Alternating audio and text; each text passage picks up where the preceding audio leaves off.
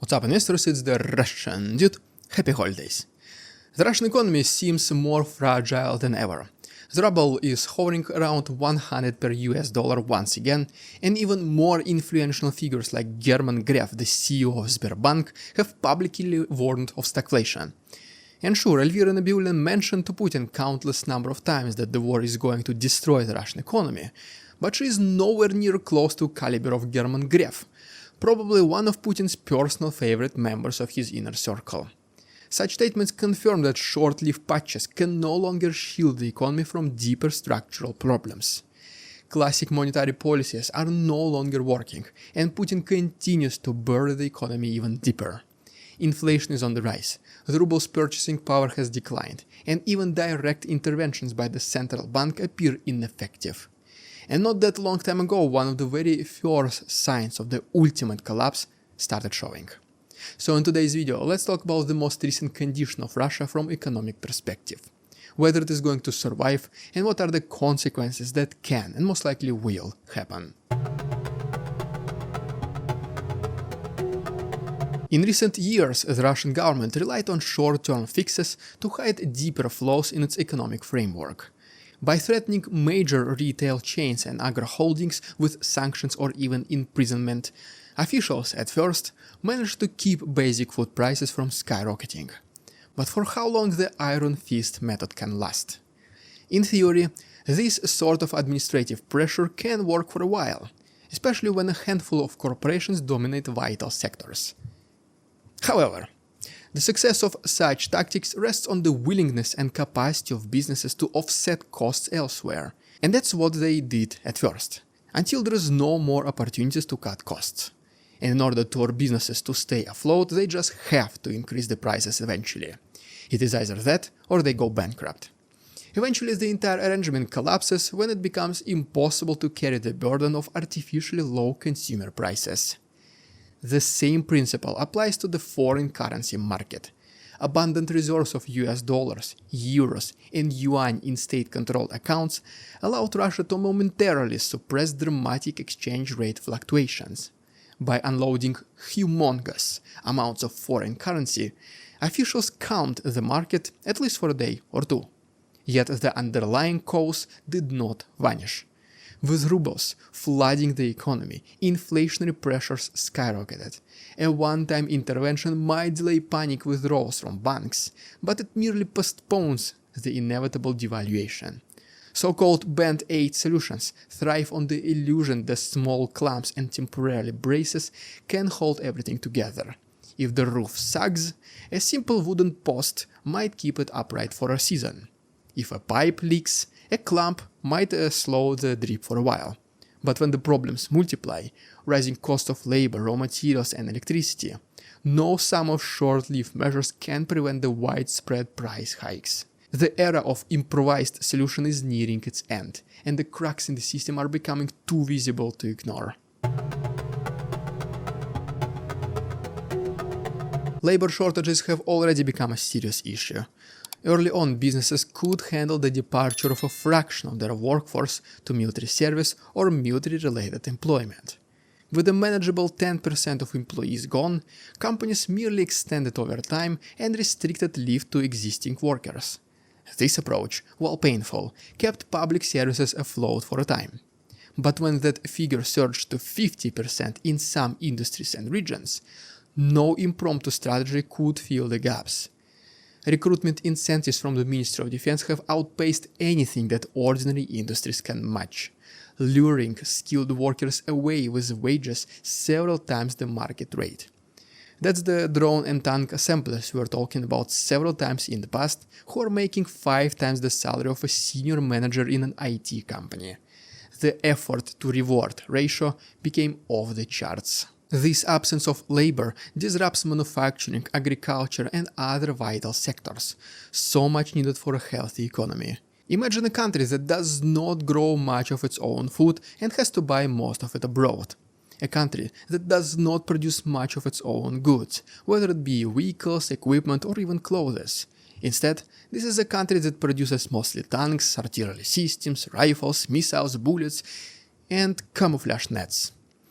Does this sound like a sustainable economy to you? Even the smartest substitution tactics lose their efficiency when too many employees disappear.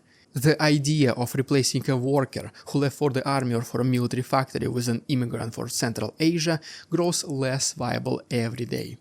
Immigrants too started demanding decent compensation attached to a relatively stable currency. And we cannot forget the fresh waves of xenophobic policies that make Russia a less welcoming place to work for these people. As a result, the inflated wages offered to military contractors contribute the most to the inflation cycle. Millions of Russians make unimaginable before amounts of money. Their demands increase as well, and the prices they're willing to pay grow higher. Individuals not involved in war-related activities see their salaries stagnate at best. In the worst-case scenario, companies even have to lower the wages just to stay afloat. What we have is a person who makes less money than before, while everything, and I mean it, everything around him gets significantly more expensive. The work they are doing is hard, so no wonder many people prefer to just weld some plates together on an armored vehicle and get paid 5 times their regular salary. But the rest of the population, who prefers to distance themselves from anything war-related no matter what, is left behind. Teachers, bus drivers, and service employees struggle with cost of living increases that outpace their pay. The result is an economy that already goes towards shortages in both goods and labor, simultaneously weakening private enterprises and undermining public infrastructure. The first signs of collapsing economy started showing as bright as they can. As the ruble slides and the living costs increase, wage discrepancies among various sectors have become way too obvious. Industries tied to the war effort experience large infusions of public funds, enabling them to offer salaries previously unseen in the civilian market. Ordinary workers who once settled for 30,000 rubles a month, around $300, suddenly find themselves tempted by 100,000 ruble paycheck, $1,000, in a munition factory, or even 200,000 rubles, $2,000 at the front line. This difference fosters a vicious cycle of wage-driven inflation. Higher earnings among defense-related employees propel consumer prices upward for everyone, from school teachers in distant regions to hospital nurses in large cities.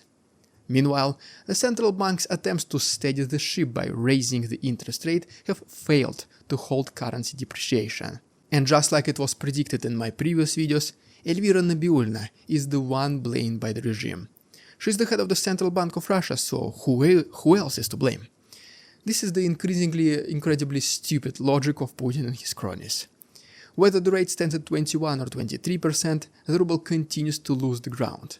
These interest rate hikes merely suffocate industries with no ties to state defense contracts as they fight with extraordinarily high borrowing costs. Because don't forget, double-digit interest rates not only increase the yields of regular people's savings accounts, it also increases the cost of borrowing money, which is especially hurtful for small and medium-sized businesses, who count every single ruble they make.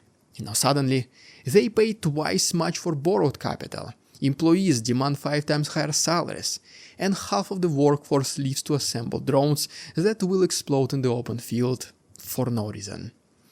No wonder entrepreneurial spirit is dying in Russia, which is yet another sign of an economy about to collapse. The automobile sector offers a perfect example. Once citizens could rely on European, Korean or Japanese brands at reasonable prices, and now with foreign manufacturers such as Mercedes, BMW, Audi, Honda or Toyota leaving the market, Chinese vehicles occupy a near monopoly. Even the notorious Lada, which surprisingly still exists, became extremely unaffordable to regular people. Imagine buying a Lada for the cost of entry-level Mercedes. That's the situation we have right now in Russia. And Russians do like their cars. Taxi services, reliant on continuous vehicle renewals and spare parts, see their costs multiply as well. When wage pressures push taxi drivers to consider more rewarding military roles, the upward pressure on prices becomes unavoidable. This is also a perfect example how seemingly one sector can affect different parts of the economy, not just the original sector itself. Everything in the economy is connected and related to each other. and it is unbelievable that the minds that control Russia do not understand it. Stagflation, a combination of slowing economic growth and persistent inflation, now looms over Russia. In a healthier environment, policymakers might tame inflation by raising interest rates or stimulating production. However, each potential solution merely aggravates another issue. Draining liquidity to tame prices hampers private enterprises, which are already stretched thin by labor and raw material costs. Injecting more money into the economy, on the other hand, fuels additional inflation. And we can confirm, Elvira Nabiullina tried her best to use these traditional methods inside not-so-traditional economy. So obviously, it did not work. The government spending is also significantly channeled into military salaries and war-related goods, leaving civilian projects chronically underfunded. The state's pressing need for military personnel directly hinders any solution for worker shortages in civilian life. Bus routes in remote regions are suspended because half the drivers have joined the armed forces. Municipal governments cannot compete with the salaries offered by military recruitment offices. Immigration, once a solution, is now fraught with challenges as anti-immigration policies escalate. Even if a company decides to shell out higher wages, survival under the environment of high loan rates is hardly possible. These constraints feed one into another, causing structural harm that can no longer be hidden with quick patches or improvised solutions. Even though the economy remains alive, at least for now, the signs of deep decay are evident to anyone who looks. The regime of Putin does everything possible to achieve one thing at the expense of another. They try to win an unwinnable war at the cost of ruining its own economy. What happens when they fail to achieve the victory but are successful at destroying their own country? The answer is pretty obvious to me. The only question now is no longer whether stagflation will grip the economy, but rather whether it has already done so. Well, there you have it, guys. If you enjoyed today's episode, please subscribe to my channel. If you wish to support my work in the wake of holiday spirit, there are links down below, such as Patreon subscriptions for hundreds of uncensored footage from Ukraine every single week, PayPal donations, and then also my merch at therussiandude.com. Thanks so much for watching, guys. Thank you for your support. Happy holidays, and see you tomorrow. We won't succumb to their tricks, the facade they try to sell. Their twisted words and feeble claims on us all they cannot quell. We see through their lies, their feeble attempts to sway. We do not believe in ridiculous Russian propaganda.